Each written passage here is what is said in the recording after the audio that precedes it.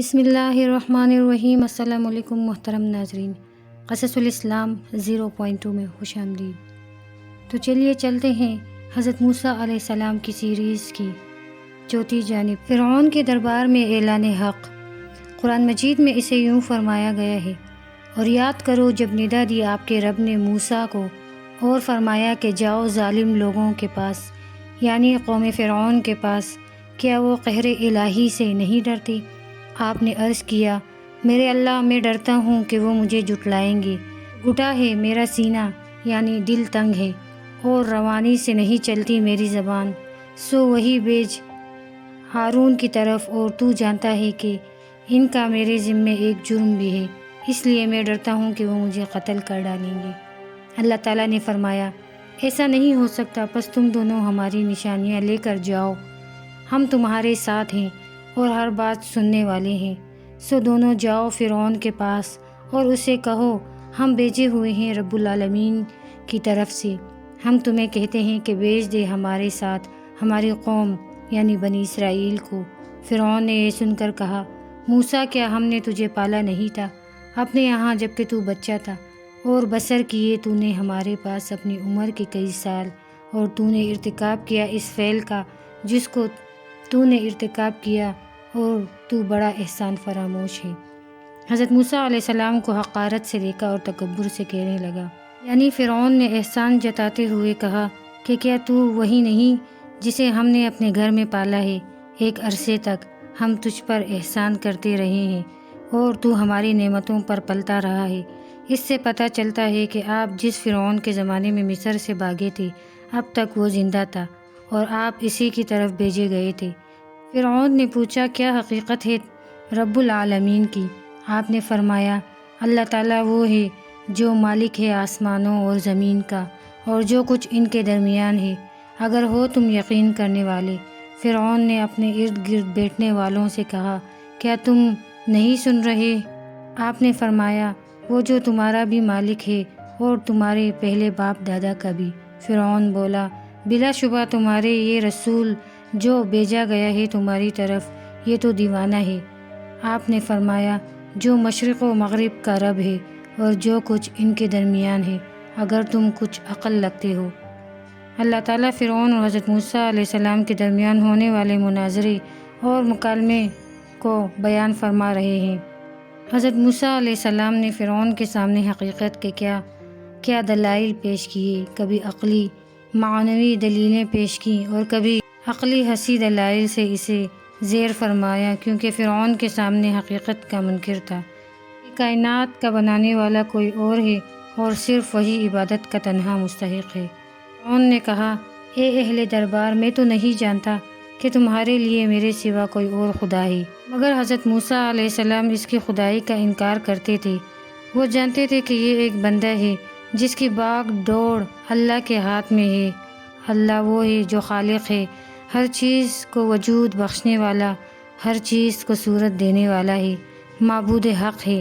معجزہ دیکھ کر فرعون پر دہشت طاری۔ یہ وہی دو معجزے تھے جن کے ذریعے اللہ تعالیٰ نے آپ کی پشت پناہی فرمائی۔ یہ دو معجزے، ایک عصا تھا اور دوسرا عید بیضا۔ یہ وہ مقام ہے جہاں حضرت موسیٰ علیہ السلام نے اپنے اس معجزے کا اظہار کیا، جس سے عقلیں دنگ اور آنکھیں حیرانی سے پٹی کی پٹی رہ گئیں۔ جب آپ نے عصا پھینکا تو ایک لمحے میں وہ صاف اژدہا بن گیا، جو شکل و صورت اور ضخامت میں اس قدر ہولناک تھا اور اس سے ایسا خوفناک منظر سامنے آیا کہ کہا جاتا ہے فرعون کی عقل ختم ہو گئی اور مارے خوف کے تھر تھر کانپنے لگا۔ اس قدر دہشت طاری ہوئی کہ ایک دن میں 40 مرتبہ قضائے حاجت کے لیے جاتا۔ کہتے ہیں کہ وہ پہلے 40 دن میں ایک مرتبہ پاخانہ کرتا تھا، لیکن اژدہا دیکھ کر مارے خوف اس کا اس قدر برا حال ہوا کہ معمول بالکل الٹ گیا۔ اسی طرح حضرت موسیٰ علیہ السلام نے اسے دوسرا معجزہ بھی دکھایا۔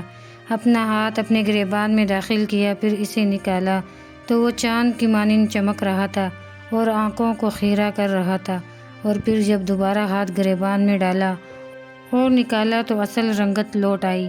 لیکن ان کھلے معجزات کا مشاہدہ کرنے کے باوجود بھی وہ راہ راست پر نہ آیا، پہلے کی طرح کفر و ضلالت کے راستے پر گامزن رہا، بلکہ کہنے لگا یہ سب جادو کی کرشمہ سازی ہے۔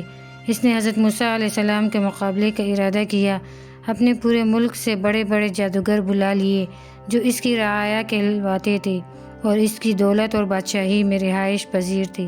بدبختی نے اس کی آنکھوں کے سامنے پردے لٹکا دیے۔ ید بیضا اور عصا جیسے ظاہر و باہر معجزوں کو دیکھ کر بھی ایمان نہ لایا اور کہنے لگا کہ یہ سب جادو کی کرشمہ سازی ہے، ہم سحر جادو میں اس کا مقابلہ کریں گے اور اس پر بازی لے جائیں گے۔ حضرت موسیٰ علیہ السلام کو چیلنج کر دیا کہ وقت اور جگہ مقرر کرو، ہمارے جادوگر تمہارے شعبدوں کا جواب دیں گے۔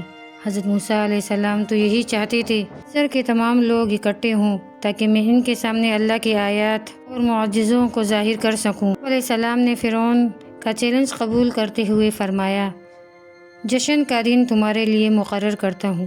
مصریوں کی ایک عید کا دن قریب تھا۔ اس دن تمام لوگ ایک جگہ اکٹھا ہوتے اور خوشیاں مناتے تھے۔ یہی دن مقابلے کے لیے مقرر ہوا۔ آپ نے فرمایا، اور یہ خیال رہے کہ سارے لوگ چاشت کے وقت اکٹھے ہو جائیں، یعنی دن شروع ہوتے ہی جب سورج کی روشنی ہر طرف پھیل چکی ہو، تاکہ حق کسی سے پوشیدہ نہ رہے، سب لوگ اسے ظاہر و باہر اپنی آنکھوں سے دیکھ لیں۔ آپ علیہ السلام نے رات کا وقت اور وہ بھی نہایت روشن وقت مقرر کیا، کیونکہ آپ کے پیغام میں کہیں کوئی اشتباہ اور جھوٹ نہیں تھا، بلکہ آپ کا پیغام حق اور سچ تھا۔ آپ کو کامل یقین تھا کہ اللہ تعالیٰ اپنے دین اور کلمہ حق کو ضرور بلند کرے گا اور قبطی ذلت و رسوائی کا سامنا کریں گے۔ ظہور حق کا دن۔ پھر فرعون واپس مڑا اور اکٹھا کیا اپنی فریب کاریوں کو اور پھر خود آیا۔ فرمایا، ان فرعونیوں کو موسیٰ نے کہ کمبختو نہ بہتان باندھو اللہ تعالیٰ پر جھوٹے، ورنہ تمہارا نام و نشان مٹا دے گا کسی عذاب سے، اور اس کا یہ اٹل قانون ہے کہ ہمیشہ نامراد رہتا ہے جو افطرا بازی کرتا ہے۔